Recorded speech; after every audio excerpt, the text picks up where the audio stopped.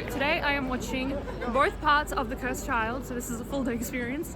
I've never seen The Cursed Child, so I've got no idea what I'm getting into basically. Very excited, but I'll give you a review halfway. Hello. This is my lesson breakdown for my lesson with Seek today. So we're kind of going on from what we spoke about open and closed acoustics, and he was explaining how Kelly O'Hara, who we might know from the Latin Piazza, she's an icon, she uses open acoustics in her head voice, which is apparently very difficult. Spoke about adding vibrato at the end of your warm-up phrases because it also helps train your musicality and reminding yourself that, you know, singing isn't just making sound, it's also, you know, the way you end phrases and the way you decorate the phrase.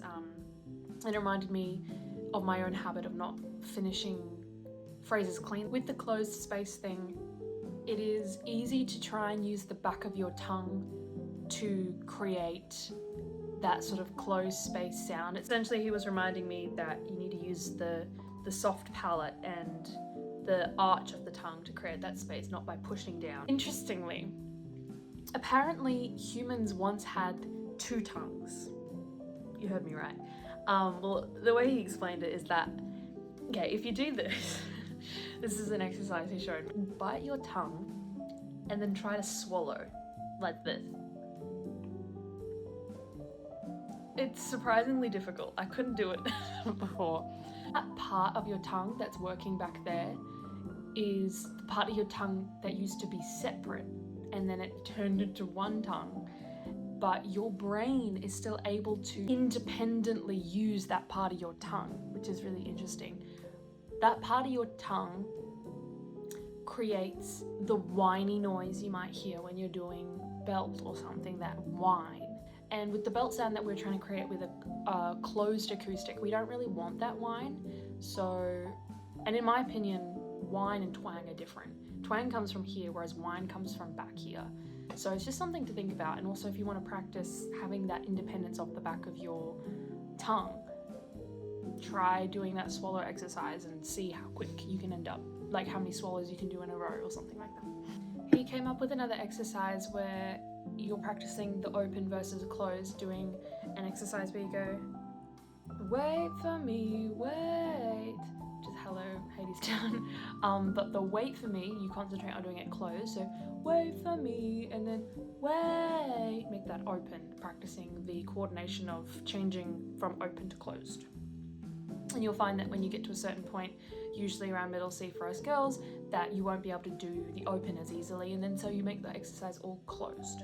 Give me a fun like car analogy for like the voice, where it's like, in order for, like, if the voice is the wheels of the car and you need to shift gears in order to make smoothly transitioning between terrains, if you will, but for all of that to happen you have to start the car, and that's with like warming up the body. Like the body has to be active, the body has to be involved. You can't belt My Days, which I was trying to do in my lesson, without your body being physically aware and involved in that, and needs to be buzzing with the energy of what you're doing. It can't just be like inactive.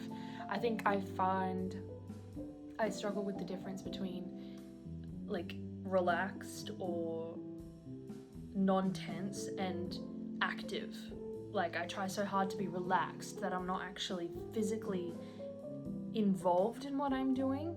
So it was a good reminder for me to just be more physically aware and partake in what's happening when I'm belting. This was just an interesting thought of how on like soundtracks, when you listen to like your favorite musical soundtrack, you cry, you know, you might cry, you feel all the emotions, and you can't see it. You're not watching these actors work, but you can hear the emotions in their voice. And he was saying how important it is, first and foremost, you don't always have to be pretty. You don't always have to make the pretty, vocally interesting choice. You don't always have to riff on the end of it. You don't always have to put vibrato. Like, these are obvious things, but when you do listen to soundtracks, listen for what makes it that you can hear the emotion in their voice. The like storytelling is what comes first, and I think that's so interesting. I think I could go way further in making emotional choices in my voice rather than just in my acting, but like letting my acting inform the vocal choices that I do make. An interesting thought. So we just finished Cursed Child Part 1. A lot has happened. Like, probably full spoilers, so if you haven't seen it and you don't want to be spoiled about the show, maybe stop watching now, because I need to fathom what's going on. Dementors, they were right here. I'm on the very top balcony, but I'm like second row from the front, so I've got an obstructed view, but I can see everything, which is good. The fact that they are doing the thing of like showing what it is if Harry died is so cool. I am so excited to see how they're gonna like deal with it. The two boys, they might be lovers, we'll find out. They might be lovers. All of the like stage tricks and stuff, like genuinely, how did they do that? Like the water in the pool, like that was insane. They were swimming.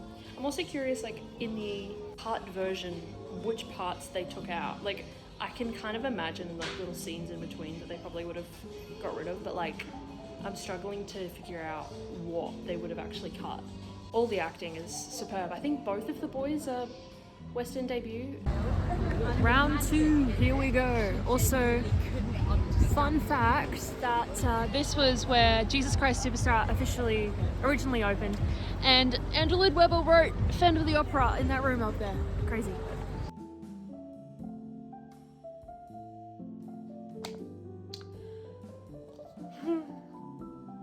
This was the full 4-hour show, and I was not bored for 1 minute of that entire production. And I had an obstructed view, I had like a terribly uncomfortable seat, and yet I was on the edge of my seat, and not because I was uncomfortable, because I needed to see what Albus was up to, what Scorpius was doing. I love these characters, and this is not even because I'm a fan of movies and stuff, because obviously I am, but like it's just a good story in like separation to everything else. Like the themes of the story, the way things come back, circle back, like the stagecraft is like beyond insane. Like that you can't, like I don't think I'll ever see something as insane as that. I had a Dementor up in my grill, like right there. Scorpius and Albus they are in love. Let's be honest, they are in love with each other. I fear it was maybe the best thing I've seen so far. And I need time to really consider my options. I'm seeing Phantom tomorrow, but this was really good. 4 hours and I wasn't bored for 1 second. I think I've been bored at least one point every other production I've watched since I've been here. That's all I'm gonna say. Wow.